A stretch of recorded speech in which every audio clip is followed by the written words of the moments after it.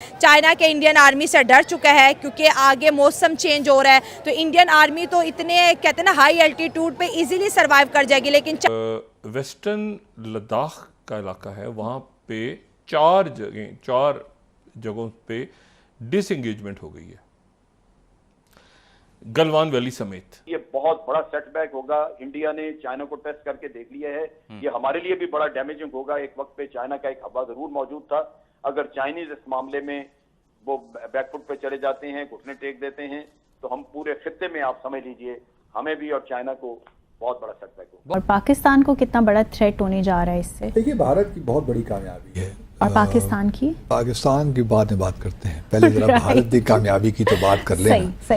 ये चाइना की पॉलिसी रही है कि दबाव बनाए रखो, थोड़ा सा धक्का दिया तो चरमरा जाएगा। यहाँ पे कुछ हुआ नहीं, और अब चाइना ने ये बात सोच ली है कि भाई सबसे बढ़िया बात यही है, चुप रहो और डिसएंगेज करो। चाइना को ये पता चल गया कि इंडिया पहले वाला इंडिया नहीं रहा, इसको मैं प्रेशराइज करके अपनी बात ही मनवा सकता हूँ। उसने लद्दाख में पंगा लिया कुछ देर पहले, अपनी फौज चढ़ाई, इंडिया ने भी फौज चढ़ा दी।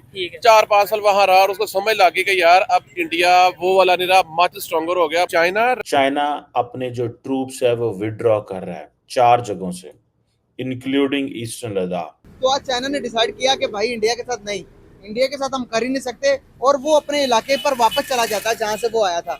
तो क्या हो गया कि क्या चाइना को समझ आ गई कि भाई इंडिया के साथ बिगाड़ कर मजीद हम डेवलप नहीं कर सकते।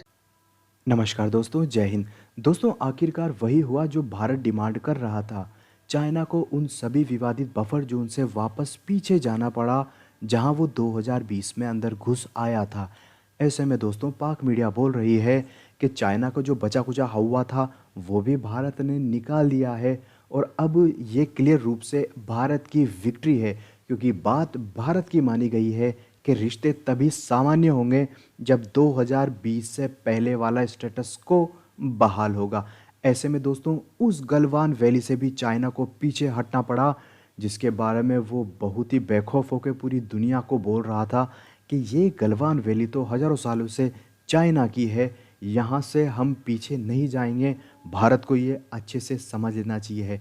लेकिन कल ही उनके विदेश मंत्री वांग ही ने बोल दिया कि 75% डिसएंगेजमेंट अचानक हो रहा है और हम गलवान वैली से और गोगरा स्प्रिंग से भी वापस पीछे जा रहे हैं। तो दोस्तों, पहले ये वीडियो देखते हैं, फिर उसके बारे में बात करते हैं। तो इंडिया आर्मी में जोश है, वो चाइना में जोश नहीं है।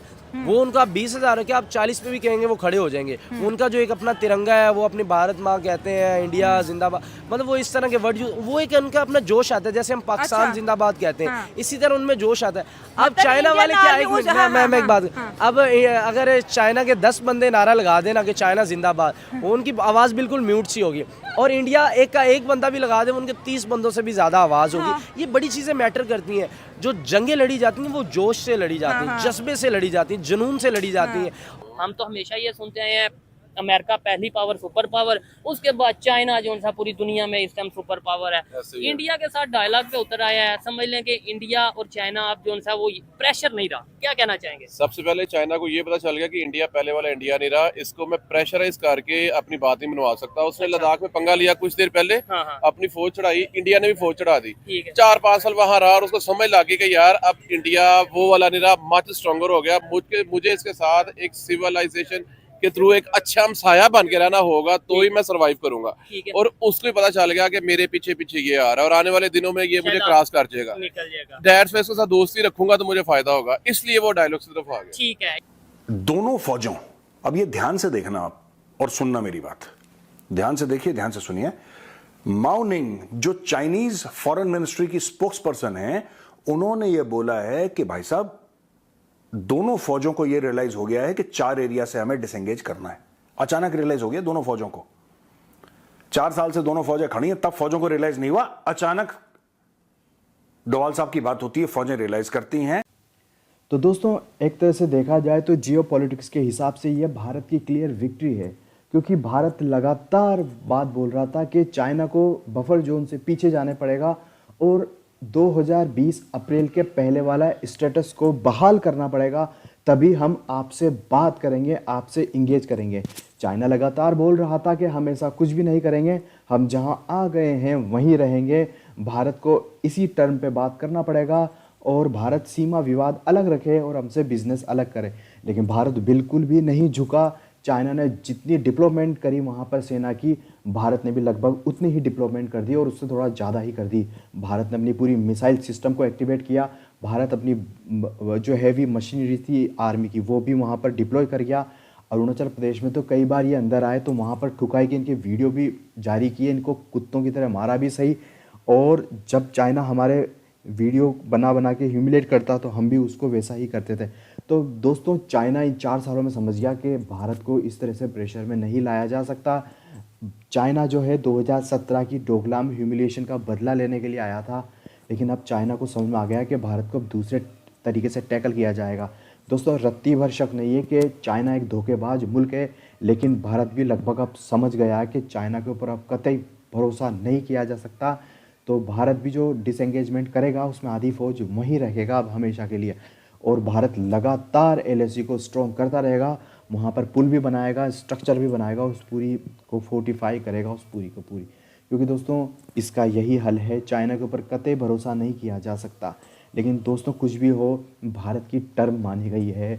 उनके विदेश मंत्री वांग यी ने खुल्लम खुल्ला बोल दिया है कि हाँ हम वापस से पीछे जा रहे हैं और 75% हमारा डिसएंगेजमेंट हो चुका है।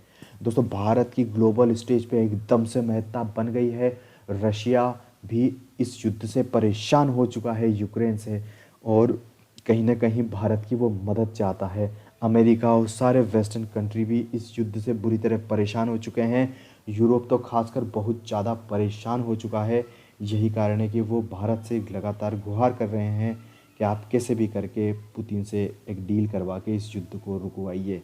ऐसे में दोस्तों भारत ने भी पुतिन से कहा होगा कि आप चाइना पे थोड़ा सा बात करके बोलिए कि अगर हम यहाँ ध्यान देंगे तो ब्रिक्स का ज़्यादा उद्धार नहीं हो पाएगा। यही कारण है कि दोस्तों कहीं ना कहीं पुतिन ने भी चाइना से कहा होगा कि वहाँ से पीछे हटने में आपकी भलाई है। और दोस्तों भारत इस डिसएंगेजमेंट के बाद एशिया में एक बहुत बड़ी पावर बन के निकलेगा। लेकिन दोस्तों हमें ये नहीं भूलना चाहिए किस प्रकार से हमारे कुछ गद्दार पॉलिटिशियन लगातार ये बात बोल रहे थे कि 4000 वर्ग किलोमीटर का इलाका खा गया, 4000 वर्ग किलोमीटर का इलाका खा गया।